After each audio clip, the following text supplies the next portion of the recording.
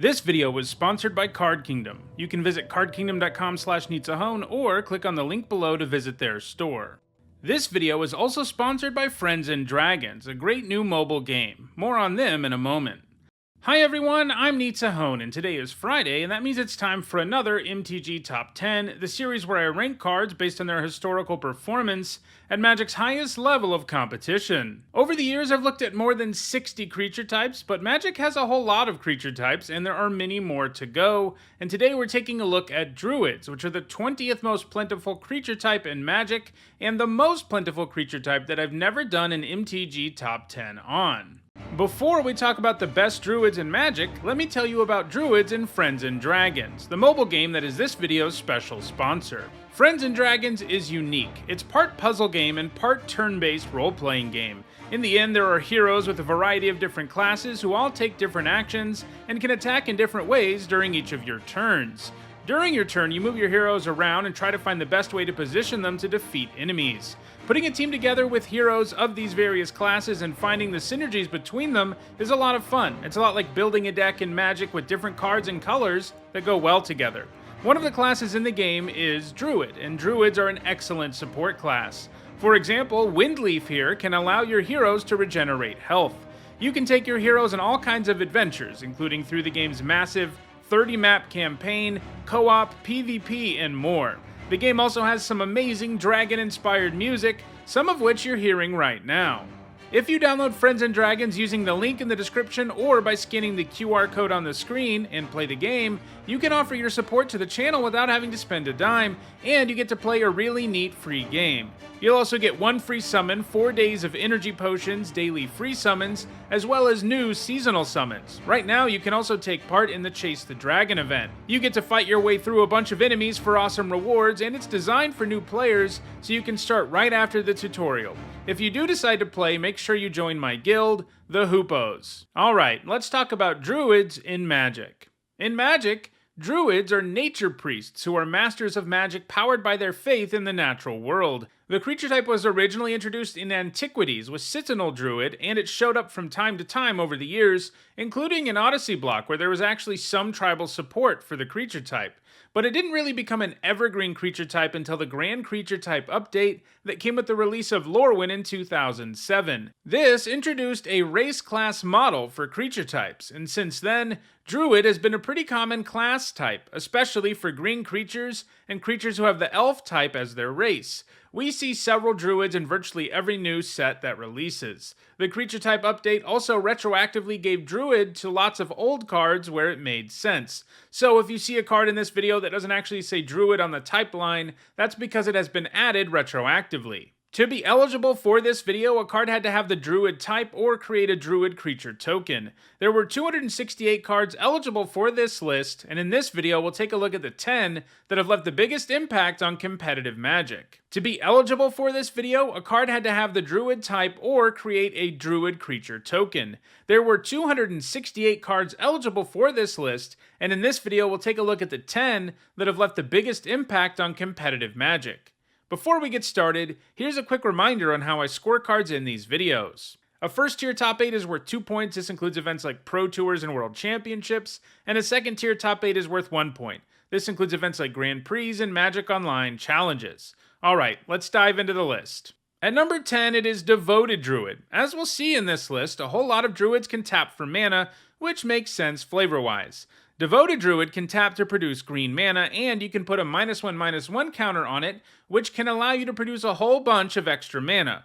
Plus, the decks that play the Druid actually turn this downside into an upside because they combine it with Vizier of Remedies. This combo allows you to just keep tapping and untapping the Druid since it never gets the -1/-1 counters, so you can make as much mana as you want and win the game. This is an impressive 2-card combo. This is especially powerful in decks running cards like Collected Company or Court of Calling in Modern, because you can easily search up whichever piece of the combo you need. The Druid has only ever gained points in Modern, but it does look like it will probably gain some more points in that format in the future. At number 9, it is Wherebear. This 2-mana 1/1 can also tap for green mana. Wherebear does a whole lot more than that though. If you get Threshold going, which means you have 7 or more cards in your graveyard, it becomes a 2-mana 4/4, which is pretty beastly. This is also a cool way to represent the Druid's ability to transform. So this can ramp you early and then become a very real body before long. In Block, Standard, and Extended, it was played in Threshold decks. If you're interested in learning more about Threshold, I have done a top 10 on the mechanic and a deck history about these Threshold decks. Suffice it to say, they can get 7 cards in the graveyard really easily, so that their creatures are massive and hard to deal with very early. Wherebear doesn't have a great chance of staying on this list though. He doesn't have any points since 2007, and there are lots of other Druids threatening to make it on the list, and we know there's also going to be many more in the future. At number 8, it is Rishkar Pima Renegade. This legendary Druid is nice because when he comes down, he immediately impacts the board, something not all creatures can claim if they die. He adds 2 power to the board one way or another, so even if your opponent does manage to kill him, he leaves something behind, meaning your opponent can really never trade profitably with Rishkar. Keep in mind too that he can put one of those counters on himself. So for 3 mana, Rishkar adds 4/4 worth of stats to the board, and on top of that, your other creatures that have counters, no matter where they came from, can also tap for mana. This is a lot of value for only 3 mana. Rishkar was part of a standard where Golgari Constrictor decks were one of the best decks around. The deck was all about +1/+1 counters and played payoffs like Rishkar as well as Winding Constrictor. If you played the Constrictor on turn 2 and Rishkar on turn 3, you would now find yourself paying 3 mana for 6/6 worth of stats. That's a pretty insane start. It's also been played in Pioneer +1/+1 counter decks built around Hardened Scales, and more recently in Bard class decks in that format. Rishkar's a nice fit in a Bard class deck because he's legendary, he likes counters, and his ability to make creatures tap for mana can allow you to really rip through your deck once Bard class is at level 2 or 3. It looks like Rishkar is going to continue to succeed in Pioneer. At number 7, it is Arbor Elf. This Druid doesn't technically tap for mana, but it still likes to help you produce it, in this case by untapping a forest. Generally, just tapping for mana is better, so Arbor Elf doesn't quite see the same amount of play that other mana druids who can tap for mana do, but in formats that don't have access to one of the other mana dorks, and in decks that can get some extra value out of untapping a forest, the Arbor Elf does see play. It's also nice that it has the flexibility to untap any card with the forest type, including shocklands and things like that. In Standard, it was really the only mana dork around, so it was played in a wide variety of decks, including Control, Reanimator, and Aggro. It also has a single point from Extended Elves. More recently, it's seen some significant play in Modern, generally in decks using Utopia Sprawl, like Red-Green Panza and Heliod combo decks. Obviously, if you're untapping a forest that has Utopia Sprawl on it, you're going to produce a ton of mana. This elf looks like it's likely to keep gaining points in Modern. At number 6, I have 2 cards, Heritage Druid and Birchlore Rangers. Heritage Druid is the legitimate number 6, and Birchlore Rangers would have been at number 8 if I gave it its own slot. I grouped these two together because they're very similar and they are played together in the same deck. These elf druids both allow you to tap untapped elves to produce mana. That's a pretty powerful ability for 1-drop. Neither of them mustered any points in Block or Standard, and in fact, it took some time for either of them to ever put up a Premier Event top 8. This is especially true for Birchlore Rangers, which was printed in 2002. However, in 2008, alongside Glimpse of Nature and a whole bunch of elves, the two proved to be part of a powerful combo engine. The plan was to cast the Glimpse, then play a bunch of elves, which would let you draw every card in your deck, and all of your elves now produced mana, so you could just keep casting them. These two creatures were key because they made all of your elves capable of producing mana, and it didn't matter if they had summoning sickness, so you could draw new elves, play them, tap them for mana, and repeat. Ultimately, the deck would then win the game with a card that had Storm or one big scary creature, or by sacrificing all the elves for a game-winning effect. The deck was too good for Extended, and Glimpse of Nature got banned there in 2009, but Glimpse is still legal in Legacy, and the elf deck has been legitimate there for more than a decade. Both are likely to continue to gain points in Legacy. At number 5, it is Servant of the Conduit. This druid can, of course, tap for mana, and it does it in this case with Energy. Energy was a fairly dominant deck in the Standard of 2017 and 2018. It was basically a deck loaded up with cards that make energy and cards that use energy. It just so happens that most cards that make energy also use it, like the Servant. Servant of the Conduit helped these decks fix their mana, which mattered, because alongside Ether Hub and Attune with Ether, it really allowed you to just shove all the best energy cards into a single deck, and at basically no cost. This was really what made the deck so good.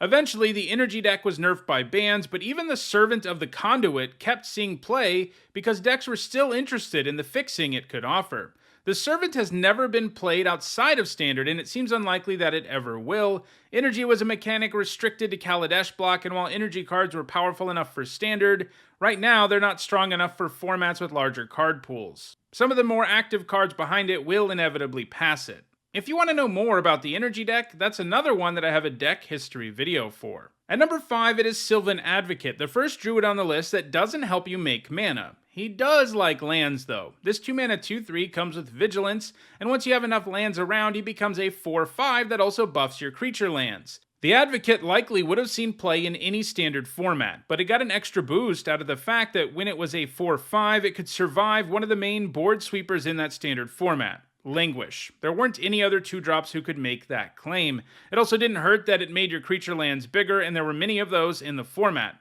The efficiency of the Advocate virtually made it a staple for green decks in Standard, and this was true in Control, Mid-Range, and Aggro builds. Control decks could play it alongside their Languishes without being worried they would lose the Advocate, and the aggressive decks could play it purely based on its efficiency and the upside that the opposing Languishes wouldn't kill it.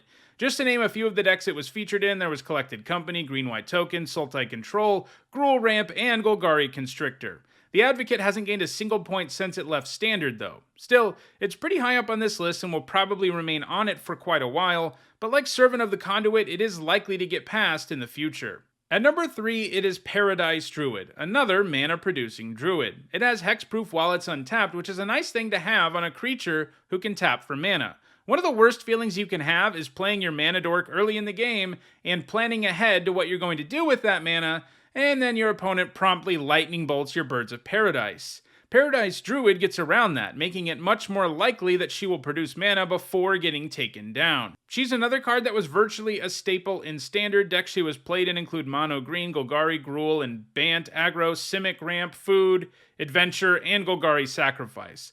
She has also gained a few points in Pioneer Landless Spy, Niv-Mizzet Reborn, and Jeskai Ascendancy decks, as well as historic Jund's Sacrifice. The Druid has slowed down since rotating out of Standard, but it's likely to keep gaining points in formats like Historic and Pioneer. At number 2, I've included 3 cards. Llanowar Elves, which is a legitimate number 2 card on the list, Elvish Mystic, which has enough points to be number 3, and Fyndhorn Elves, which would have been number 8. I included all 3 of these in the same slot because they are all identical in all but their name. They are all 1-mana, 1/1 creatures who can tap for green mana, and they all have the exact same type line of Elf Druid. It would have been pretty boring if I gave each of these their own slot. 1-mana mana dorks are great as they really accelerate your mana. Llanowar Elves is the oldest in this trio, making its appearance in Magic's very first set back in 1993. Fyndhorn Elves was printed next, but it hasn't received very many reprints over the years, so it has the lowest score. Elvish Mystic is much newer, only making its debut in 2014. If you're wondering what the point was in printing these cards with different names, it has to do with flavor. Llanowar is a place on Dominaria, so if they wanted to print a 1-mana mana elf in sets that have different settings, they have to give it a different name. It's a bit harder to explain Fyndhorn Elves though. But yeah, Llanowar Elves has been reprinted tons of times. It's actually one of the most reprinted cards in the entire game. It came in at number 3 on my MTG Top 10 about the most reprinted cards. This means it has had standard legality for much of its history, helping it to achieve a really high score. It also sees play outside of Standard, of course, but that is where most of the points come from. These elves have such a long and varied history that going through all the different green decks that they've been played in over the years would take about 10 minutes, but suffice it to say, these mana druids have been played in a lot of decks because of their ability to help you play 3 mana cards on turn 2. They are going to keep gaining points, but Llanowar Elves might have a hard time ever catching the number 1 card, which is Noble Hierarch. It might only be a 1-mana 0/1, but because it can tap for 3 different colors of mana and it has Exalted, it is generally played over Llanowar Elves in any deck that doesn't care about the elf creature type. The fact it has Exalted means it can even attack as a 1/2.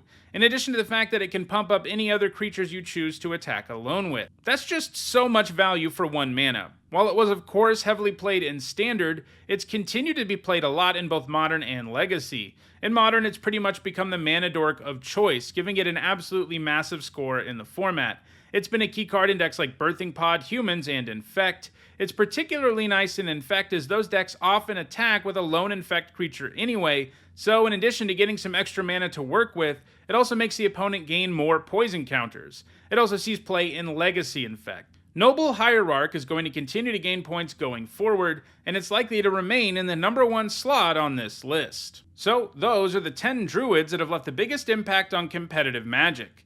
If you want to own any of these Druids, check out the description where you can find a direct Card Kingdom link for each of them. If you want to make sure you catch future MTG Top 10s and a whole lot of other Magic the Gathering content, don't forget to subscribe. If you want to catch up on past MTG Top 10s, including many more that look at specific creature types, you should see the playlist on your screen shortly. And if you want to go the extra mile in supporting the channel, you can do that on Patreon or by becoming a YouTube member. Thanks for watching.